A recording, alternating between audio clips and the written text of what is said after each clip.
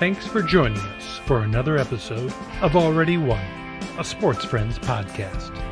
Each week, Coach Ben and Coach Kyle share their insights and offer some extra words of wisdom. The victory is ours because we've already won. Hello and welcome to Already Won, a Sports Friends podcast. I'm your host, Ben Wildman, the Wildcat, and I'm here with Kyle Apps, the Mad Dog. Still here, still cooking. Cooking up in the kitchen. The Mad Dog is cooking something up in the kitchen. We are cooking something up, Mad Dog. We've got the big dog coming in this week, right? You got okay. The big dog's coming in. You've done your beard, done the grey beard. You've got done the hair, ironed the shirt, and he's coming in. Look, I'm worried, Ben, because I may drop something on Carolina. Okay, Panthers. Is that okay? Look, that's been our common theme throughout the podcast. You've had the money pot joke, you've had the Panthers joke. You know, we've carried this through not just one season, but 2 seasons. You know, so yeah, most podcasts don't make it past. I think it's the 3rd episode. We're now on the 2nd season, and the joke is still going around the Panthers. Good joke. Let's just see what the big dog says around it, right? But what's Bob's role? In the organization. Bob Cramer is the global leader of Sports Friends Ministry. He began that role in February 2022. But what was he doing before that, Ben? Well, this is the thing. Well, now currently he's our line manager and he's our boss. So that's very important that we've ironed our shirts and everything. But before that, Bob was there from the beginning with Sports Friends. So a personal friend of one of our co-founders. You can go back and listen to both our co-founders in season 1, episode 2 and episode 3. And Bob then got involved in the ministry.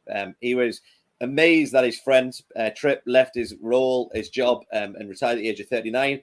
And then him and his wife have been a major supporter for the ministry, ambassadors, and then went over to visit different places where the ministry was growing and couldn't believe what was happening. So has prayed, has seen what God's done the whole way through the journey and process, right?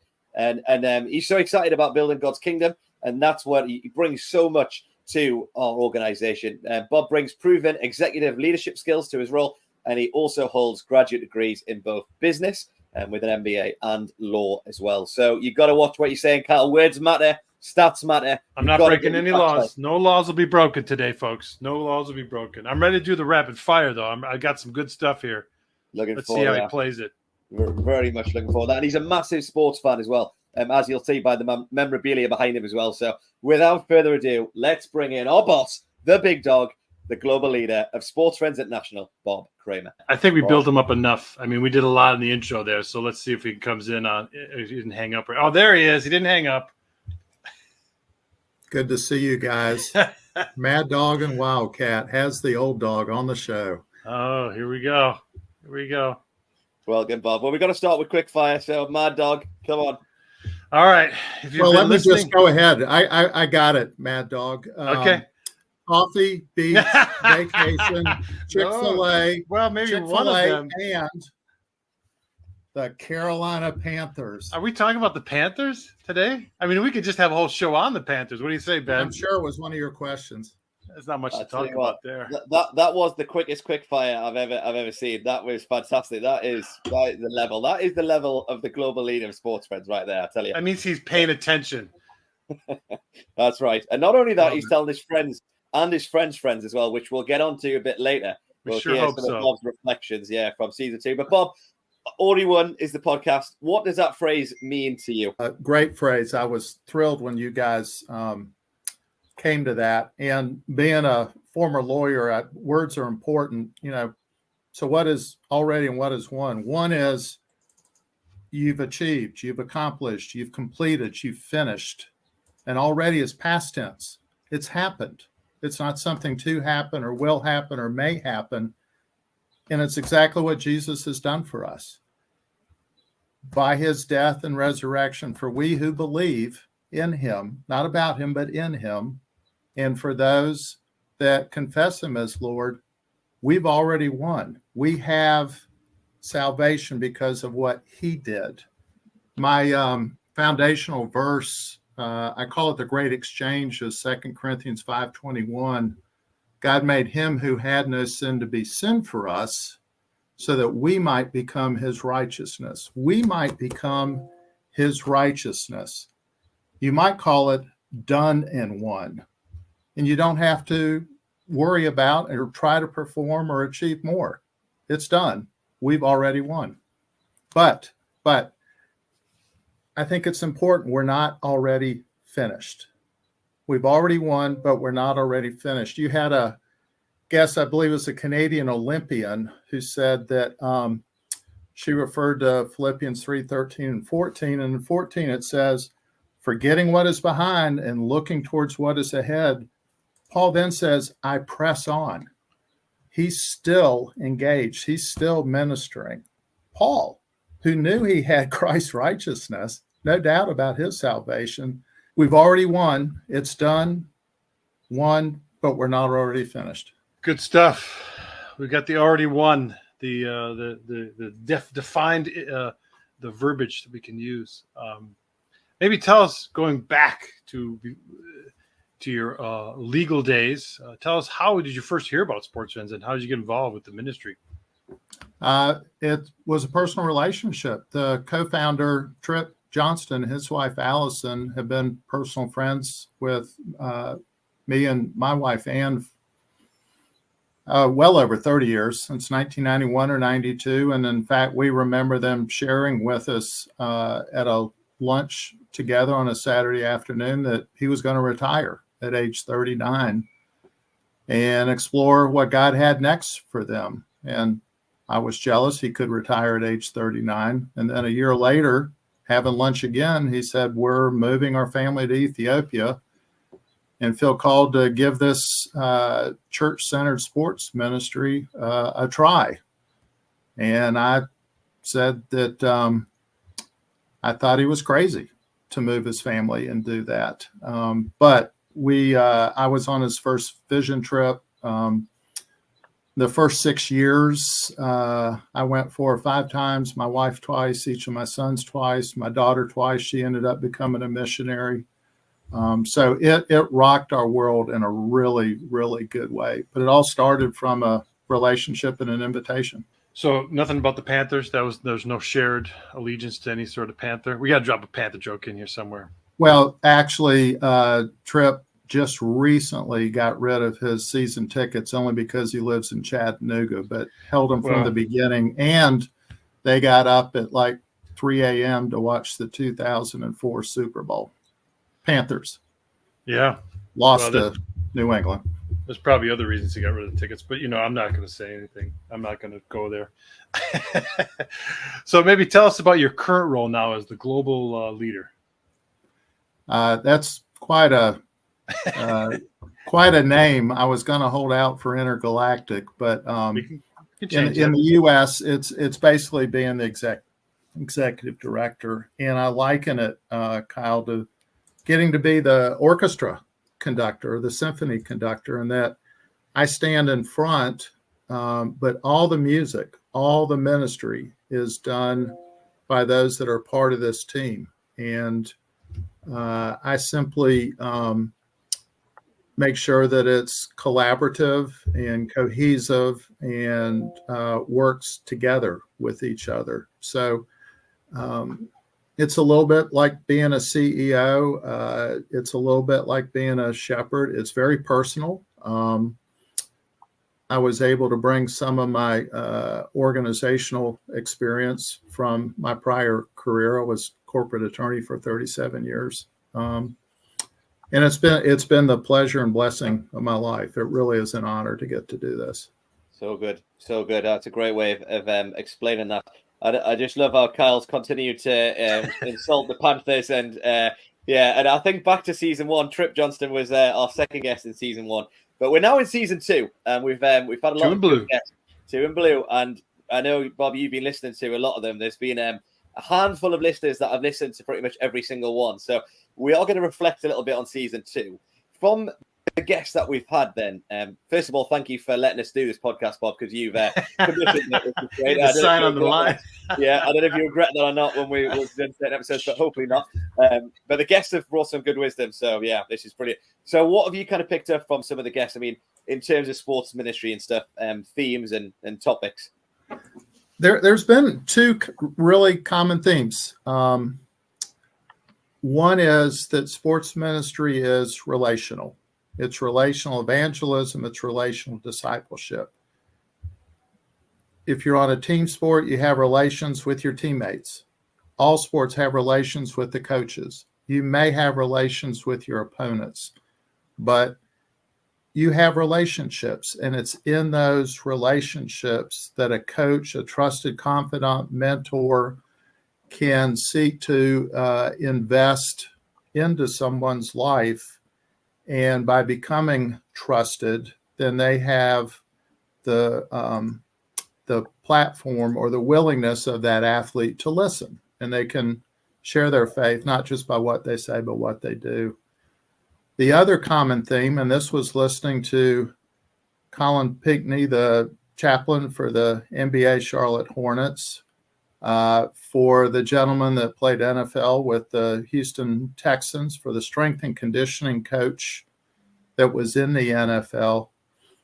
We might think those that have achieved professional athletic standing have got it all made in life, and they have celebrity status, and they have all the wealth, and they have fame. And I think what each of those guests shared was that they also struggle.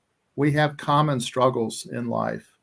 They might be slightly different in perspective or in magnitude, but we all need Jesus. There is this God-shaped hole in each of us that cannot be satisfied otherwise. And you might try to with worldly success and athletic success and fame and wealth. There's still an emptiness. And that was common throughout listening to your guests so far in this season. That's really insightful and powerful around that. I mean, we definitely picked up similar themes. I think some of those people you mentioned there, we've had Charlie Ward, Antoine Caldwell, we've had directors of organizations, but to bring that in, I think is really important to say. And if the pastor Chad said that, just human beings, and a lot of the chaplains have said as well, those high elite athletes are just human beings, have the same struggles as anyone else. So definitely worth listening back to some of those things. You had a personal friend as well as a guest, Bob. Lance as well came on.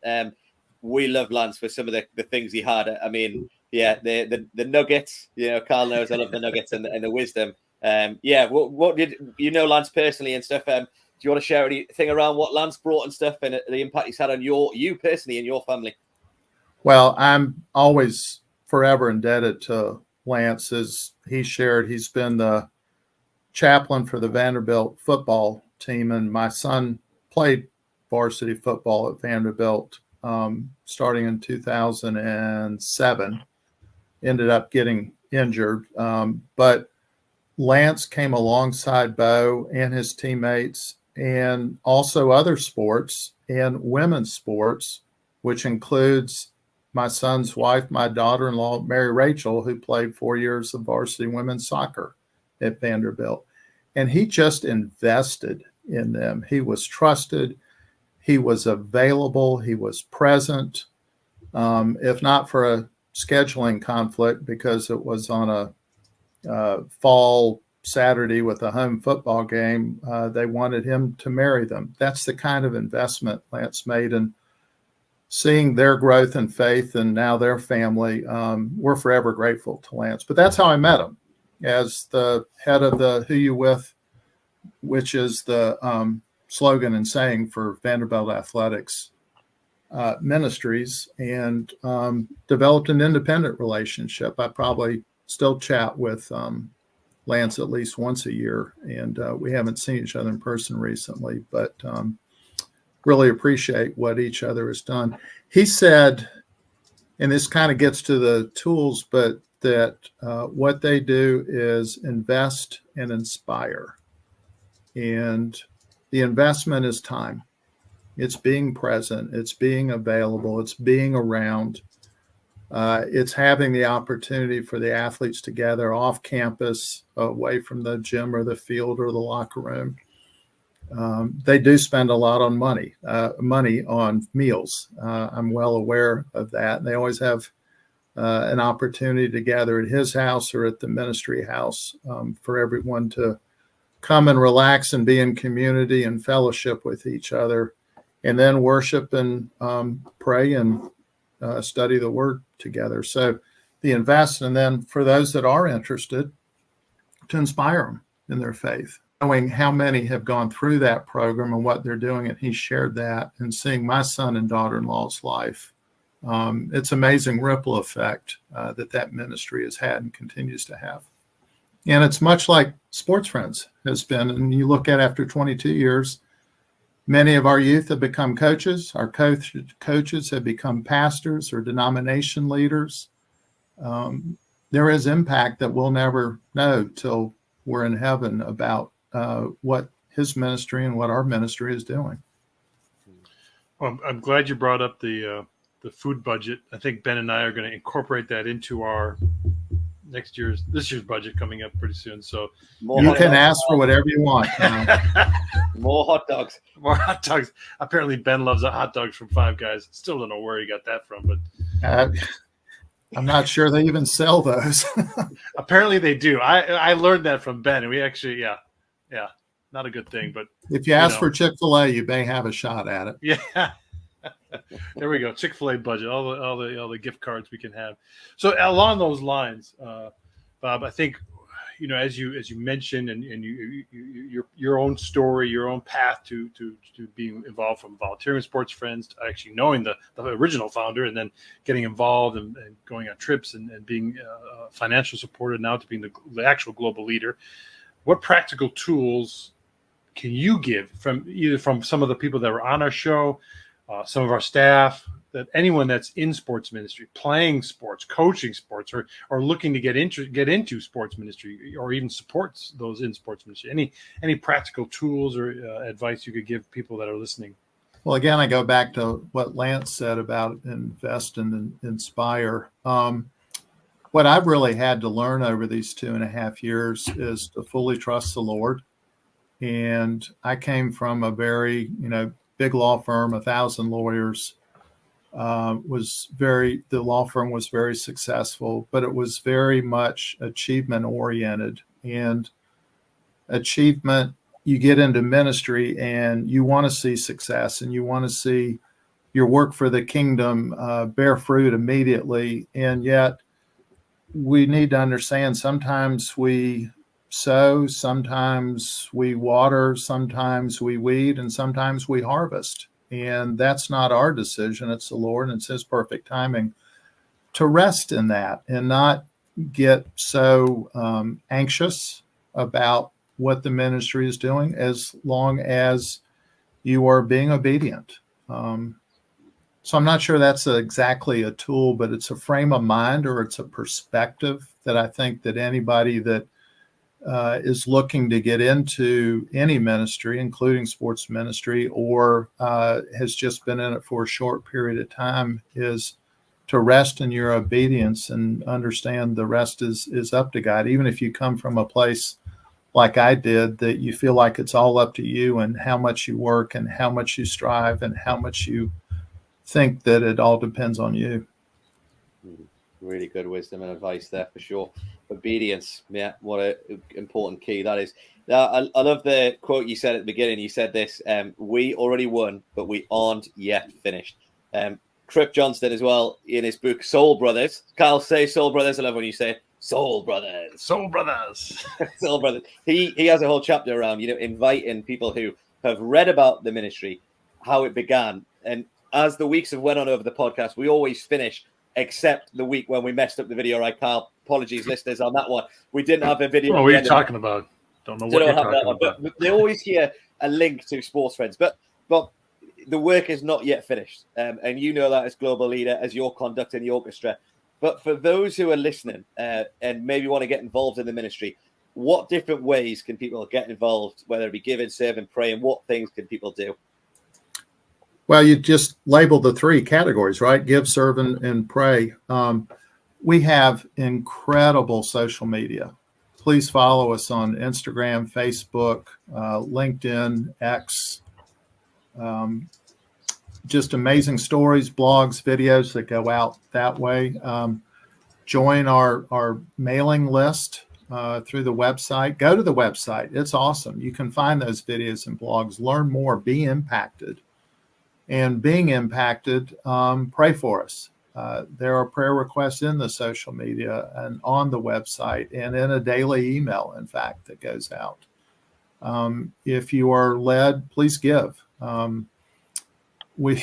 We operate on a shoestring budget. It's really quite amazing. And our missionaries raise their own support, and our coaches are volunteers from their church. But we serve over 280,000 children on less than $3 a child or a youth a year. So please give. We've got opportunities that we could pursue if we had the resources. And we are recently doing a review of the ministry and our roles and our goals for it. And we would love somebody that, well, I'm not sure I'm called to completely come and do and join and be a missionary and do 40 hours a week. But, I've got 5 to 10 hours a month. I'd love to volunteer in some capacity.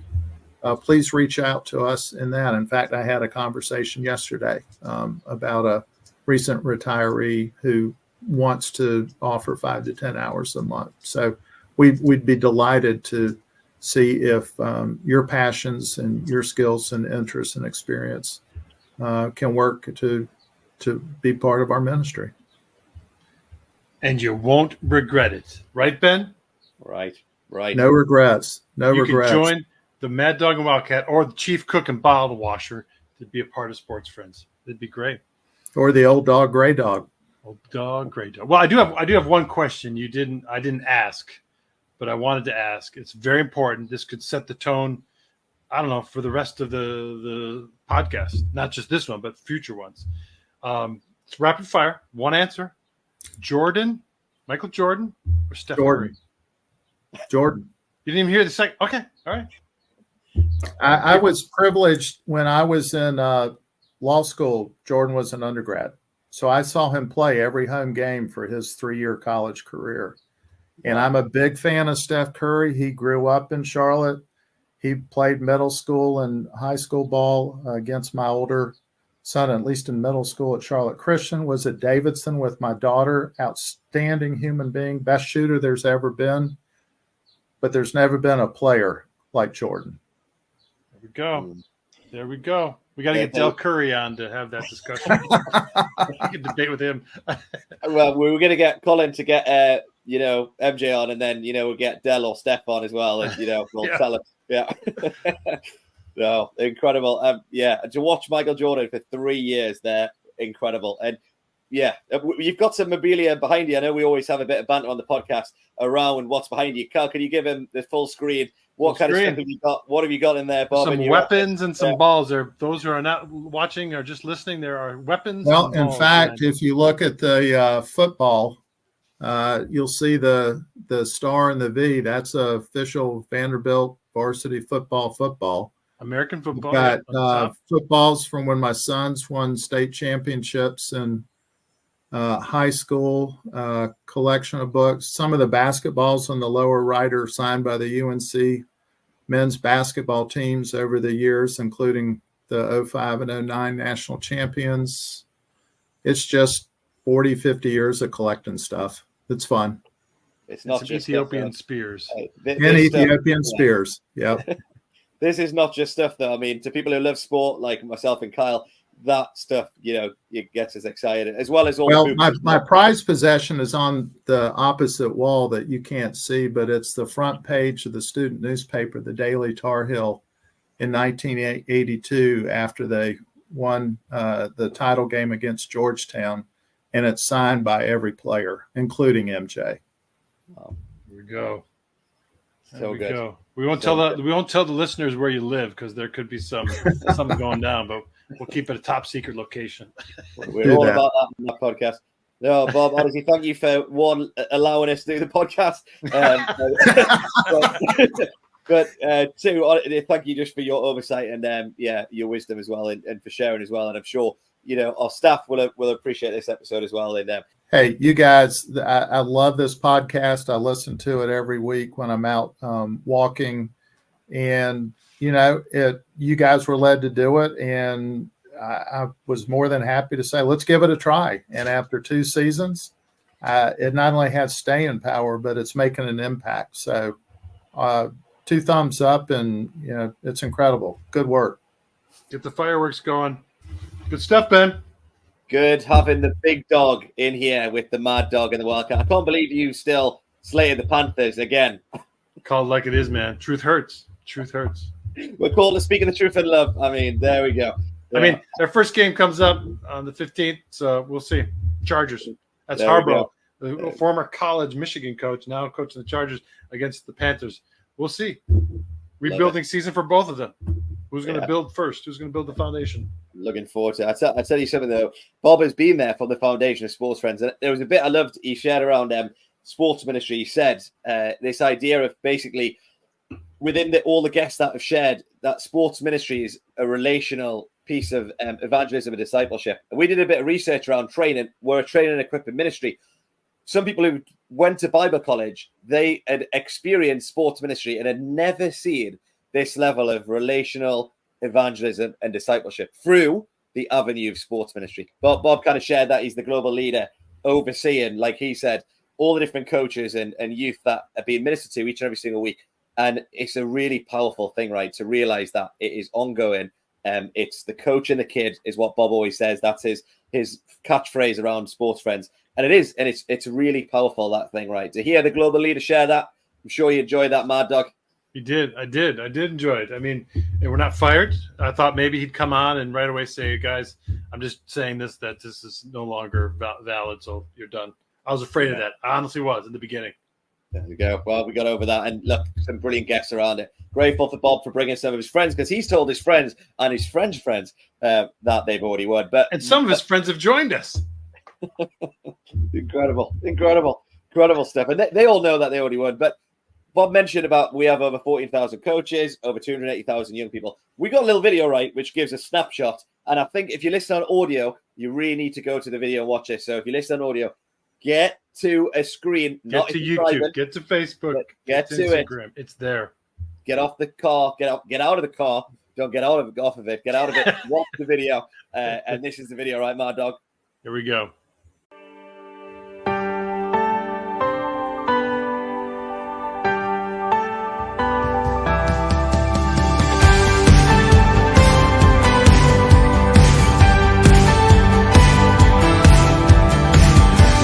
Bless your name, oh God, each day that I awake. From dawn to setting sun, your greatness I'll proclaim. Your glory far exceeds all human thought. So with each breath I'll bless your name, oh God. Your name will by children yet to come, as generations sing of wonders you have done. Your strong and mighty deeds are always near. Oh God, most high, your name will be